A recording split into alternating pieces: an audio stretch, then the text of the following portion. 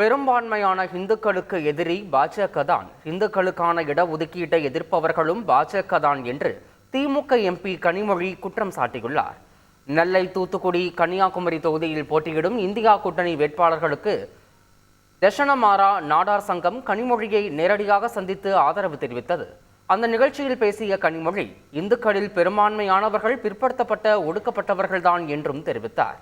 உங்களுடன் இருப்பவர் யார், உங்களுக்காக போராடுவது யார் என்பதை மக்கள் நன்கு புரிந்து வாக்களிக்க வேண்டும் என்று அவர் கேட்டுக்கொண்டார். இந்துக்களுக்கு எதிரானவர்கள் என்ற அந்த பொய் பிரச்சாரத்தை தயவு செய்து யாரும் நம்ப வேண்டாம். ஏன்னா பெரும்பான்மையான இந்துக்களுக்கு எதிராக இருக்கக்கூடியது பிஜேபி தான்.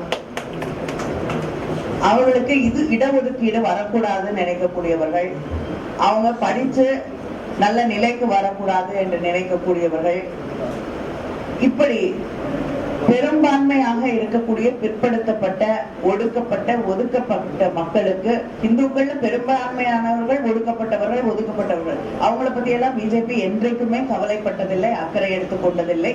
அதனால அவர்களுக்கு எதிராக செயல்படக்கூடியவர்கள் நிச்சயமாக பெரும்பான்மையான மக்களுக்கு ஆதரவாக இருக்கக்கூடியவர்களாக இருக்க முடியாது. அதனால உங்களோடு நிற்கக்கூடியவர்கள் யார், உங்களுக்காக பாடுபடக்கூடியவர்கள், உங்களுக்காக குரல் கொடுக்கக்கூடியவர்கள், அடுத்த தலைமுறையை மேம்படுத்துவதற்கு யார் உங்களோடு உறுதுணையாக இருக்கிறார்கள் என்பதை புரிந்து கொண்டு நாம் இந்த தேர்தலிலே வாக்களிக்க வேண்டும். செய்திகளை உடனுக்குடன் தெரிந்து கொள்ள உடனே சப்ஸ்கிரைப் பண்ணுங்க.